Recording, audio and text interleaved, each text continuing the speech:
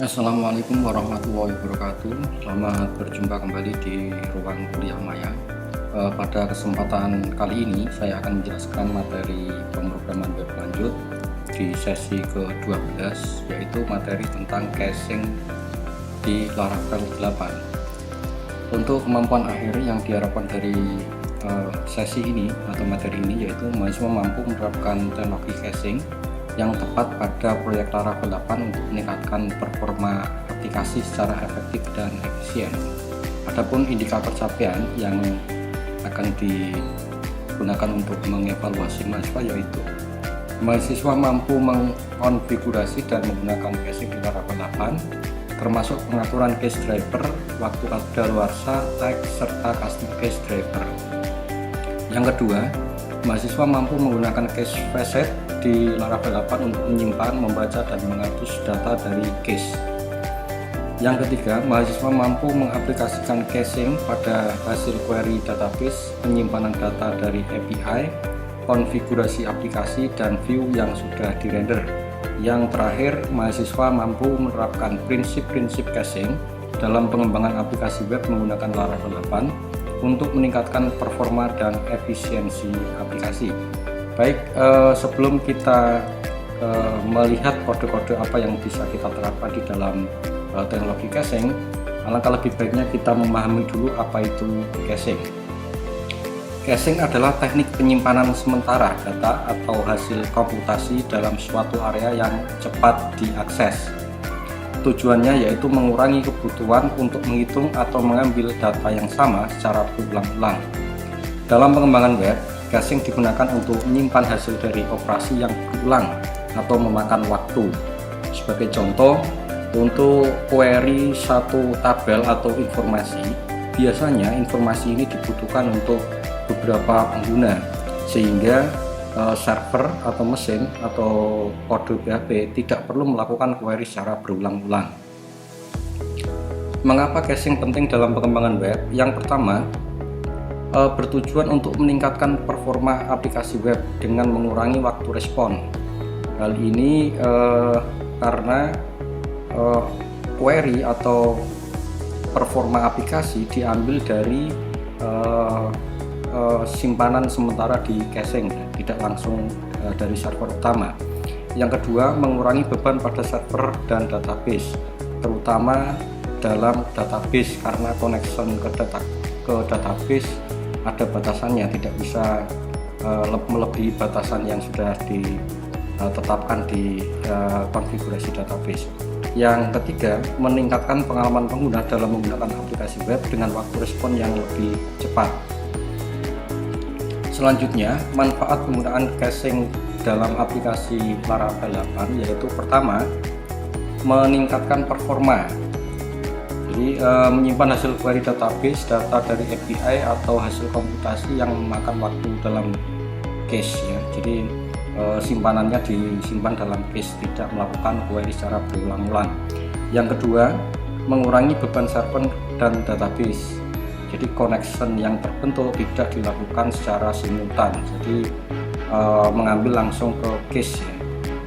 Yang ketiga, mengoptimalkan penggunaan sumber daya. Jadi misalkan di satu server ditempatkan aplikasi berbasis webnya atau Laravelnya, dan di satu sisi atau di sisi yang lain database juga diinstal di dalam server yang sama. Jadi hal tersebut akan sangat menyibukkan server. Yang terakhir, meningkatkan skalabilitas, yaitu mengurangi beban pada server dan database untuk meningkatkan skalabilitas aplikasi Laravel 8. Untuk contoh penggunaan caching di Laravel 8, digunakan untuk menyimpan hasil query database. Ini yang paling sederhana dan umum digunakan oleh pengembang aplikasi. Yang kedua, digunakan untuk menyimpan data dari API atau endpoint ya. Jadi data-data API disimpan dalam sebuah cache. Yang terakhir, menyimpan hasil komputasi. Jadi misalkan perhitungan-perhitungan yang dilakukan oleh sistem atau kode kemudian disimpan dalam sebuah variabel memori. Nah, perhitungannya atau rumus perhitungannya atau hasilnya bisa disimpan dalam sebuah cache. Jenis-jenis caching di Laravel 8, yang pertama cache file. Jadi bentuknya file, dia disimpan dalam sebuah file. Cache file adalah jenis cache yang menyimpan data dalam file sistem di file server, jadi semacam log ya.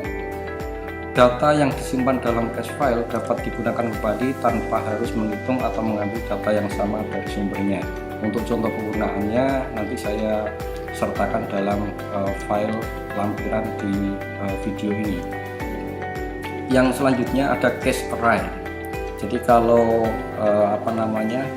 yang sebelumnya penyimpanannya ada di cache file atau dalam bentuk file, kalau cache array disimpannya di dalam memori ya, jadi dia di dalam memori. Data yang disimpan dalam cache array dapat digunakan kembali secara cepat tanpa harus menghitung atau mengambil data yang sama dari sumbernya, jadi dia mengambilnya langsung dari memori. Kekuatan utamanya di besaran memori yang ada di sebuah server. Yang selanjutnya cache database atau jenis cache yang menyimpan data dalam tabel database. Jadi yang tadi yang cache file disimpan dalam sebuah file, kemudian yang cache array disimpan dalam memori, yang cache database penyimpanannya ada di database. Jadi semua log-lognya disimpan di dalam sebuah database. Yang selanjutnya ada tipe atau jenis cache memcache. Ini agak sedikit unik atau berbeda karena cache memcache ini menggunakan server khusus, yaitu server yang diinstali memcache ya. Jadi nanti penerapannya bisa di komputer server yang sama dengan aplikasi atau ditempatkan di server yang berbeda. Yang selanjutnya ada cache redis. Ini mirip seperti cache memcache ya. Ini tempat penyimpanannya juga ada di memori, tapi bisa jadi di komputer yang berbeda. Kemudian cache aplikasi. Ini jenis cache yang digunakan untuk menyimpan data dalam cache aplikasi Laravel secara umum. Jadi penyebutannya sebenarnya bukan jenis caching, tapi merupakan teknik ya, teknik penyimpanan cache dalam aplikasi. Untuk penggunaan cache di Laravel 8, yang pertama melakukan konfigurasi cache di Laravel 8. Konfigurasi cache adalah langkah awal dalam penggunaan caching di Laravel, melibatkan pengaturan yang pertama driver cache seperti file, array, database, memcache, redis atau custom cache driver. Ini yang paling banyak digunakan file, tapi sekarang juga sudah banyak yang mengembangkan custom cache driver. Nanti kita lihat contohnya. Untuk cache facet 8 ini bawaan Laravel 8. Ini menyediakan cache facet yang mempermudah penggunaan caching dalam aplikasi. Cache facet adalah sebuah kelas, jadi dia sudah dibuatkan sebuah function atau sebuah kelas atau sebuah aturan yang memungkinkan pengembang untuk mengakses fitur caching di dalam Laravel secara mudah dan singkat. Yang selanjutnya metode atau tempat menyimpan data ke dalam cache. Di Laravel 8 pengembang bisa menggunakan cache facet untuk menyimpan data ke dalam cache dengan menggunakan metode put. Jadi untuk save-nya atau menyimpan cache-nya atau menyimpan datanya menggunakan metode put. Sedangkan untuk membacanya menggunakan metode get, kemudian untuk menghapusnya menggunakan metode forget. Ini perlu diingat-ingat, ada 3 metode yang digunakan dalam caching: metode put, metode get, dan metode forget. Menggunakan cache dengan waktu kadaluarsa atau expiration. Di Laravel 8 pengembang bisa menggunakan metode put atau add pada cache facet untuk menyimpan data ke dalam cache dengan waktu kadaluarsa atau expiration. Metode put digunakan untuk menambahkan data ke dalam cache atau mengganti data yang sudah ada dalam cache dengan waktu kadaluarsa yang ditentukan. Jadi modelnya dengan menambahkan metode atau waktu kadaluarsa, nanti cache secara otomatis akan hilang atau dihapus setelah waktu yang ditentukan habis. Menggunakan teks dalam caching. Yang pertama, pengembang bisa menggunakan tag untuk mengorganisasikan dan mengelompokkan data dalam case. Jadi ini teknik baru. Jadi untuk apa namanya, seperti hashtag ya, pengelompokan. Jadi case-case-nya itu dikelompokkan terstruktur menggunakan kelompok atau nama tagsnya. Tag adalah label atau tanda yang bisa Anda berikan kepada data dalam case untuk mempermudah pengelolaan dan penghapusan data dalam case. Oke, selanjutnya custom case driver. Ini yang nanti harus dipraktikkan mahasiswa. Custom case driver memungkinkan pengembang untuk menggunakan teknologi caching yang belum didukung secara bawaan oleh Laravel, atau membuat implementasi caching yang khusus dengan kebutuhan aplikasi Anda sendiri. Oke, contoh penggunaan cache pada hasil query database. Ini nanti kita lihat kodenya supaya video ini tetap bisa dikatakan kuliah singkat ya, tidak terlalu panjang durasinya. Kemudian ini untuk apa namanya, penyimpanan data API. Kemudian untuk menyimpan konfigurasi, biasanya setting-setting itu biasanya disimpan di apa namanya, di dalam case ya. Ini ada terminal lagi. Kemudian penggunaan case untuk menyimpan view dan di render. Ini biasanya untuk menyimpan tampilan ya, tampilannya supaya tidak di load secara berulang-ulang, maka dia disimpan di dalam sebuah case. Sebelum masuk ke kesimpulan, saya perlihatkan ini ya, apa namanya, lampirannya nanti. Yang pertama ada di slide ke-7, ini contoh penggunaan case file dalam Laravel 8. Ini 1 sampai 2, kemudian ini sambungannya yang atas ya untuk slide 7. Yang slide 8 itu 1 sampai 2, kemudian bedanya hanya di array, drivernya array, yang slide 7 drivernya file. Kemudian untuk slide 9 ini mulai poin 1 sampai poin 4. Kemudian slide 10 sama, slide 11 sampai poin 3. Kemudian slide 13 ini contoh konfigurasi case di Laravel 8. Ini ada metode file, ada array, ada database. Kemudian main case, ini setting lengkap untuk apa namanya, konfigurasi case. Kemudian untuk slide 14 ini menggunakan teknik facet ya, facet di Laravel. Ini bawaan Laravel 8.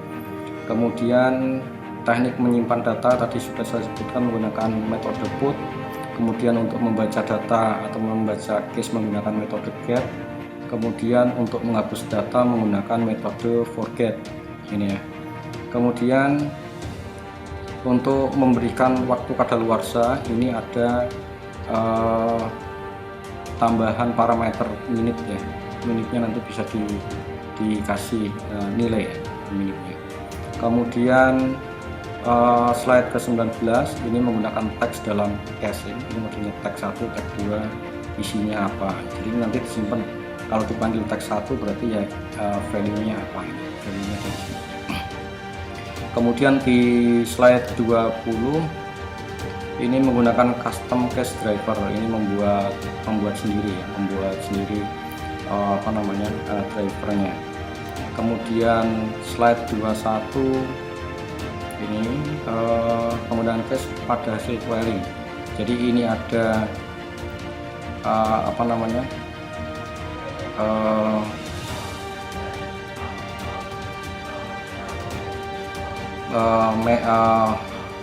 query ya, query post, query ke tabel post, kemudian ditambahkan apa namanya, expiration waktu ya, berarti yang expiration itu ya, kadaluarsa ini. Jadi berapa menitnya ini. Jadi ini bisa disimpan dan nanti kalau mau manggil dia ya, ini manggilnya dari case remember ini. Jadi yang dipanggil postnya dari case remember. Selanjutnya contoh penggunaan case API. Ini sama dengan apa nama? Sama dengan yang case memory ini. Sama dengan case hasil query biasa.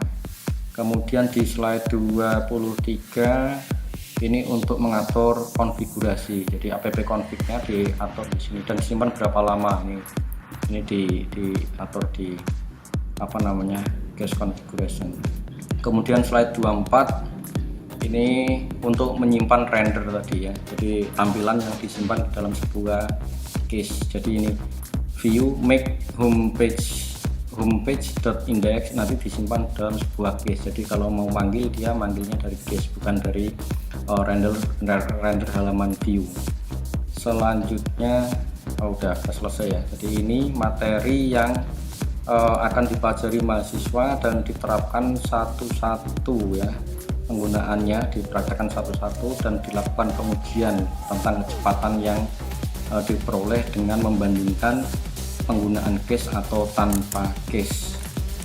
Baik, untuk kesimpulan pertemuan kali ini, pertama, caching adalah teknik untuk menyimpan data sementara dalam memori agar bisa diakses lebih cepat dan mengurangi beban server dalam pengembangan web. Yang kedua, penggunaan caching dalam Laravel 8 dapat diterapkan pada berbagai jenis data seperti hasil query database, data dari API, konfigurasi aplikasi, atau view yang sudah dirender. Yang terakhir, caching dapat meningkatkan performa aplikasi dengan mengurangi waktu eksekusi query atau proses rendering yang sama berulang-ulang, serta mengurangi beban server dan database. Untuk belajar lebih lanjut, mahasiswa bisa mengunjungi website resmi Laravel di laravel.com khusus untuk versi yang 8 materi cache. Kemudian ada di Laravel News, alamatnya ada di laravelnews.com, Laravel 8 cache directory rate limit ya. Kemudian Laravel News juga materi tentang Laravel 8 cache all method. Kemudian Laravel 8 cache ini dari Laravel News, Laravel 8 cache menggunakan tag ya, menggunakan tag. Oke, mungkin itu yang bisa saya sampaikan di materi ke-12 ini. Untuk materi selanjutnya akan kita bahas tentang deployment aplikasi. Terima kasih atas perhatiannya. Saya akhiri. Assalamualaikum warahmatullahi wabarakatuh.